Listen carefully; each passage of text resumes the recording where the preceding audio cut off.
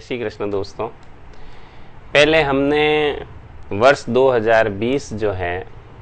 वह इतना प्रॉब्लमेटिक क्यों है इसको लेके हमने चर्चा की थी, और साथ में इससे पहले जो है हमने कोरोना की जो महामारी है उसके बारे में एक पर्टिकुलर डेट्स अपन ने डिस्कस की थी, जिसमें 26 अप्रैल है और 15 मई है, उसके बाद में 16 जुलाई है और 23 सितंबर है, जिसमें मैंने ये कहा था कि हमारी जो भारत की कुंडली है उसमें जो केतु है वो दूसरे और तीसरे चरण के बीच में चल रहा है, तो हमें विशेष तौर से 23 सितंबर तक हमें ध्यान रखना पड़ेगा।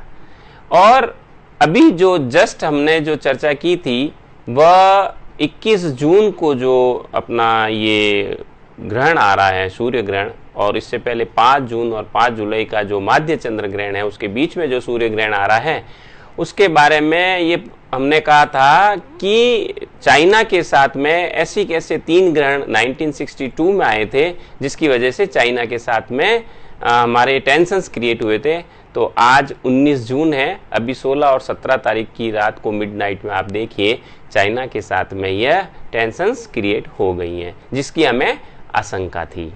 तो ऐसा क्या हो रहा है इस साल, क्यों हो रहा है ये सारी चीज़ें, इस बारे में भी हम लोग बात करेंगे। और आज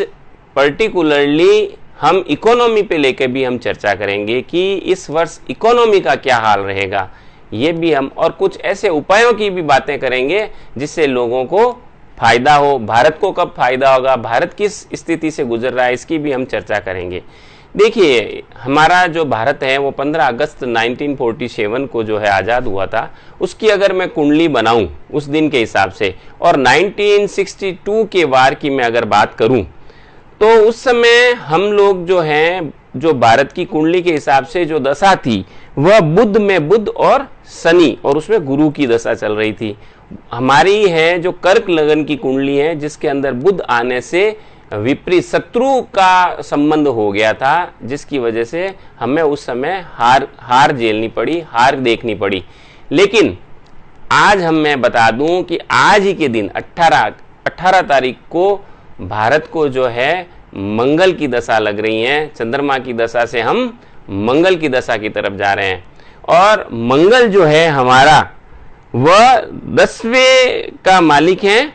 और साथ में आज ही के दिन 18 तारीख को जो है यह अपने भाग्य स्थान पे आ रहा है, मतलब ये मीन राशि के अंदर आ रहा है, जलीय तत्व की राशि में आ रहा है, और भाग्य स्थान से होके चौथी दृष्टि नेटल के हिसाब से अपनी खुद के घर को देख रहा है। इसलिए अब भारत की स्थिति जो है वर्ल्ड के अंदर बहुत ही पावरफुल होती हुई मुझे नजर आ रही है, जिसमें चूंकि मंगल सभी ग्रहों का सेनापति होता है। तो आप देखिए हाल ही में जो सुरक्षा परिषद के अंदर जो अभी वोटिंग हुए थे उसमें भारत को 184 वोट मिले, और भारत एक अपना एक अलग ही व्यक्ति विशेष, और या कहते हैं अपनी एक अलग ही वजूद के साथ में यूएन के अंदर प्रकट हुआ है, या कहते हैं कि अपनी एक अलग ही पहचान बनाई है। तो ये सब जो दशा है ये मंगल की दशा प्रारंभ होने से हमें मिली है। अब मैं यहाँ पे बात करूंगा आगे आने वाले 5 जुलाई के चंद्र ग्रहण की भी बात करूंगा, 21 जून की तो हमने चर्चा कर ही दी। लेकिन आज मैं आपको एक चीज और बता दूं कि भारत पहले सोने की चिड़िया क्यों था, और बाद में आजाद होने के बाद में भारत की स्थिति ऐसी क्यों हुई। तो इसमें हम जो अगर किसी देश की, किसी भूभाग की अगर चर्चा करेंगे तो उसमें एडिफिस साइंस की भी अपने को चर्चा करनी पड़ेगी। इसमें आप देखिए कि भारत का पूर्व में जब सोने की चिड़िया थी उस समय भारत का जो ईस्टर्न भाग था वह चौड़ा था, वाइडन था, उसमें नेपाल इंक्लूड था, बर्मा था, ईस्ट बंगाल साथ में था। लेकिन जब ये चीजें अलग हुई तो नॉर्थ ईस्ट डायरेक्शन में हमारे हिमालय पर्वत आ गया। तो नॉर्थ ईस्ट डायरेक्शन में जनरली स्लोप होना चाहिए, उसकी जगह हमारे पहाड़ आ गया, और हाइट के अंदर नॉर्थ ईस्ट डायरेक्शन होने की वजह से हमारे यहाँ पे हमेशा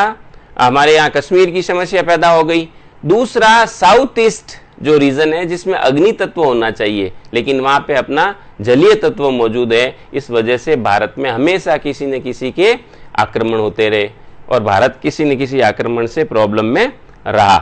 और इसके वनस्पत में दूसरे देशों की बात करूं, तो आप देखिए अमेरिका की जो पोजीशन है वो देखिए, वहां पे नॉर्थ ईस्ट डायरेक्शन के अंदर 5 लेक हैं, जिसका नाम देखिए हुरॉन, सुपीरियर, मिशिगन, ओंटारियो और एरी। ये 5 आप देखिए वहां पे झील हैं, जिससे कनाडा और अमेरिका को आधा आधा पानी सप्लाई हो रहा है। तो अमेरिका के अंदर ये नॉर्थ ईस्ट डायरेक्शन में चला गया, स्लोप है, पानी है, तो यहाँ पे आप देखिए अमेरिका कंटिन्यूसली राइज कर रहा है और आज उसकी इकोनॉमी अन्य देशों को देखते हुए काफी सुदृढ़ है। तो ऐसा क्या है एडिफिक साइंस में कि देशों में अगर उसकी स्थिति, आज अब मैं इराक की बात करूं तो नॉर्थ इराक और साउथ इराक जो है, इराक और जो ईरान है उसके जो साउथ वेस्ट और साउथ ईस्ट डायरेक्शन में है, दोनों तरफ जो है अपना सी आया हुआ है, तो समुद्र इस डायरेक्शन में होने से दोनों देशों में हमेशा तनाव की स्थिति बनी रहती है। तो क्या एडिफिक साइंस पर्टिकुलरली किस चीजों से संबंध रखती हैं उसकी भी मैं हम चर्चा करेंगे। और 2020 में 4 चंद्र ग्रहण है, तो आप देखिए अगर कोई व्यक्ति जिस घर में रहता है, जिस बिल्डिंग में रहता है, उसके बिल्डिंग के कुछ चीजें जो है वह हमेशा स्थिर रहती हैं, लेकिन लक्ष्मी का जो भाग है वह हमेशा परिवर्तित होता रहता है। लक्ष्मी अपनी हर दिन चेंज होती रहती है। ऐसे ही मैं अगर सोलर सिस्टम की बात करूं तो आप देखिए चंद्रमा जो है वह हमेशा हर 2.25 दिन में अपना नक्षत्र चेंज करता है और जल्दी से जल्दी चेंज होता है। और चंद्रमा का मैंने पिछली बार भी चर्चा की थी, उसका संबंध समुद्र से है, और समुद्र का जो केमिकल कंपोजिशन है वह केमिकल कंपोजिशन मनुष्य के ब्लड के साथ में भी है। तो कहीं न कहीं मनुष्य से समुद्र को या लेके हुए अगर अपन बात करें तो अपना सीधा संबंध चंद्रमा से है। और चंद्रमा का जो संबंध अगर पर्टिकुलरली रोजाना की जो चेंजिंग देखें तो लक्ष्मी के साथ संबंध है, और लक्ष्मी जो है वो समुद्र की भी पुत्री है। तो चंद्रमा का जो सीधा संबंध है वह लक्ष्मी के साथ है। और इस साल 4 चंद्र ग्रहण आने की वजह से एक तरह से ये देखिए हर व्यक्ति एक न किसी प्रकार की आर्थिक समस्याओं से भी जूझ रहा है। और ये पूरे विश्व में 4 चंद्र ग्रहण होने की वजह से इकोनॉमी भी डाउन हो रही है। तो हम यहाँ पे एडिफिक साइंस की भी अगर बात करें और दूसरी चीजों की भी बात करें तो ये सारी चीजें एक दूसरे से संबंध रखती हैं। अच्छा, यहाँ मैं आपको बात बता दूं कि एडिफिक साइंस का विशेष महत्व क्यों है। तो आप देखिए कि जब अंधक जो असुर था उसको जब शिवजी ने खत्म किया तो उनके पसीने से एक ऐसी आत्मा का प्रादुर्भाव हुआ जो हर व्यक्ति का ब्लड चूसने लग गई। उससे वो सारे व्यक्ति देवता घबराने लग गए। उन्होंने ब्रह्मा जी से जाके कहा कि हमें इससे मुक्ति दिलाओ। तो आप देखिए 81 देवता उसकी पीठ पे खड़े हुए और उसका मुंह जो है उस आत्मा का नीचे की तरफ किया, और ब्रह्मा जी ने कहा कि आप अब ब्लड की जगह जो मनुष्य यहाँ पे बिल्डिंग बनाएंगे उसके अंदर से जो बलि भोग लगेगा वह बलि भोग तुम प्राप्त करना, और जो बलि भोग लगाए उनको खुशहाली देना। तो हम अगर जिस बिल्डिंग में रहते हैं, जैसे एक शरीर के अंदर एक आत्मा होती है, वैसे ही एक बिल्डिंग के अंदर एक वास्तु पुरुष का निवास होता है, और हम अगर उसको बलि भोग दें तो हमेशा आप एक खुशहाल रहेंगे, खुशहाली रहेगी। और जो 81 जो देवता है उसका अगर अपन बिल्डिंग में 9 बाई 9 के हिसाब से 81 पार्ट करें और पर्टिकुलर जगह पे अपन सही जगह पे सही चीज व्यवस्थित कर दें तो हमें प्रॉब्लम कम आएगी। उसमें मैं आपको एक उदाहरण दे दूं कि जैसे हमारा जो नॉर्थ भाग है, नॉर्थ डायरेक्शन है बिल्डिंग का, वो कुबेर को देखता है, और जो वेस्ट विभाग है वो वरुण को देखता है, और दक्षिण भाग है वो यम को देखता है, और जो अपना ईस्टर्न जो भाग है वो इंद्र को देखता है, और नॉर्थ ईस्ट जो भाग है उसमें पर्टिकुलरली स्वयं भगवान निवास करते हैं। तो इस तरह से, और उसमें जो आपको एक और चीज बता दूं कि नॉर्थ वेस्ट डायरेक्शन में चौथा अगर भाग है उसमें अगर किसी का गेट आता है वो असुर भाग कहलाता है, तो हमेशा उसको परेशानी होगी। बीच के 9 भागों को ब्रह्म भाग कहा गया है, जिसमें पुराने समय आप देखिए मकानों में चौक होता था, उसके अंदर तुलसी का पौधा रखा जाता था, तो उस घरों में हमारा वास्तु जो सिस्टम था वो बिल्कुल बहुत अच्छा था। आप देखिए वायु पुराण ले लो, मत्स्य पुराण ले लो, अग्नि पुराण ले लो, इन सब में टाउन प्लानिंग, बिल्डिंग की प्लानिंग, और आप देखिए कि टॉलेस्ट जो हाईएस्ट जो मंदिर कहाँ पे स्थित है, अब इसमें आपको मैं उदाहरण ले लूं आंध्र प्रदेश का जो है तिरुपति बालाजी का आप उदाहरण देखिए, उसके तिरुपति बालाजी को पूर्णतया एडिफिक्स साइंस के हिसाब से बनाया गया है। उसका जो नॉर्थ ईस्ट डायरेक्शन है उसके अंदर टैंक को रखा गया है, साउथ ईस्ट डायरेक्शन है उसके अंदर किचन और डाइनिंग रूम को रखा गया है,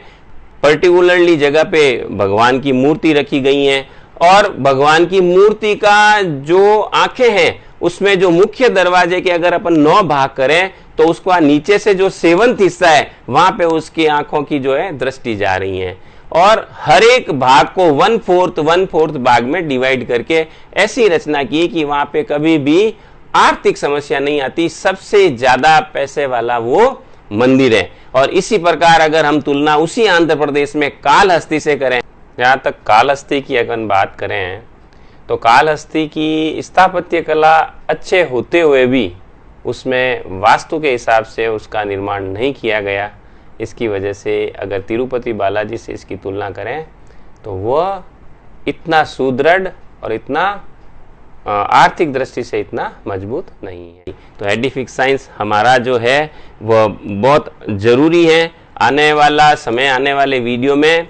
आदमी की जो राशि होगी उसके हिसाब से उसका कौन सा डायरेक्शन होना चाहिए, किस घर में उसको रहना चाहिए, कहाँ किस डायरेक्शन में उसका व्यापार करना चाहिए, मैं उसकी बात करूंगा। और आज मैं जो है आने और एक नई चीज आपको मैं बता दूं कि 18 तारीख से जो मंगल की दशा रह रही है उसमें 3 नवंबर 2020 से मंगल से चंद्रमा की दशा आ रही है। और चूंकि मंगल जो है वो जलीय तत्व में है तो मुझे यहाँ अमेरिका का जो नॉर्थ ईस्ट डायरेक्शन में जो झील है और अपना जो मंगल है नॉर्थ ईस्ट डायरेक्शन में, इनका एक कॉम्बिनेशन नजर आ रहा है जिससे भारत को फायदा होगा। और ये जो ग्रहण है इसके अंदर चाइना को प्रॉब्लम होगी, चाइना बैकफुट पे जाएगा, चाइना परेशान रहेगा। यहाँ इस ग्रहण की वजह से चाइना के अंदर, कंधार के अंदर और कश्मीर के अंदर उसको, वहाँ की जनता को वहाँ पे पीड़ा लिखा हुआ है, ये क्लियर नजर आ रहा है। और आप देखिए इसके साथ में जो ये चंद्र ग्रहण आ रहा है इस तारीख में, इसमें जो है आप देखिए वारुण मंडल में हो रहा है, तो कहीं न कहीं थोड़ी प्रजा को लाभ भी होगा। तो इसके साथ में आप देखिए कि हर व्यक्ति को इस चीज़ों से साथ रखना चाहिए। और ये जो 3 नवंबर को जो मंगल की जो चंद्रमा की दशा लग रही है उसके अंदर आप देखिए भारत के अंदर बाहर से कंपनियां आएगी, भारत में कंपनियों का निवेश होगा और भारत की जो अर्थव्यवस्था है वो पटरी पर आना शुरू हो जाएगी। आने वाले समय में हम एडिफिक्स साइंस का यूज़ करते हुए आदमी कब पैदा हुआ और उसकी जो डेट है उसका मूलांक लेते हुए सूर्य के हिसाब से अगर उसको आत्मिक शांति की ज़रूरत है तो उसका रहने का घर किस दिशा में होना चाहिए, और उसका मूलांक और पैदा होने के समय चंद्रमा किस राशि में है तो उसका व्यापार की जो जगह है वह किस दिशा में होनी चाहिए, इसके बारे में हम पूर्ण चर्चा करेंगे। धन्यवाद।